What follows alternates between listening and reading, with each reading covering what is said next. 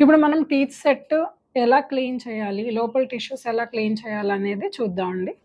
ఇది removable teeth set కాబట్టి food తీసుకున్న తర్వాత ఈ టిష్యూ సర్ఫేస్ అంటాం గదా! అటు కూడా కొంత ఫుడ్ పార్టికల్స్ కంపల్సరీ వెళ్తాయి. మీరు తీసి క్లీన్ చేసుకోవాలి.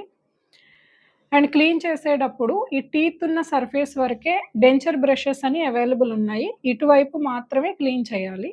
ఇక్కడ అండ్ డెంచర్ క్లీనింగ్ ఎంత ఇంపార్టెంటో మౌత్ కూడా క్లీన్ చేసుకోవాలి. సాఫ్ట్ బ్రిజిల్ బ్రష్ తీసుకొని లోపల గమ్స్, టంగ్ నీట్‌గా క్లీన్ చేసుకోవాలండి.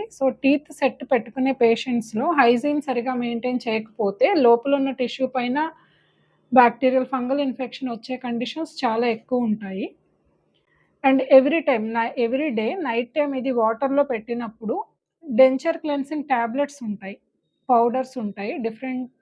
పౌడర్స్ డిఫరెంట్ కంపెనీస్ అవైలబుల్ ఉన్నాయి. ఒక టాబ్లెట్ ఆ వాటర్‌లో మీరు వేసిన తర్వాత ఈ డెంచర్స్‌ని దానిలో డిప్ చేసి పెట్టొచ్చు. ఎప్పుడైనా టీత్ సెట్ జారి కింద పడి బ్రేక్ అయితే ఈ బ్రేక్ అవ్వటం కూడా క్లీన్ చేసేటప్పుడు అవుతుందండి.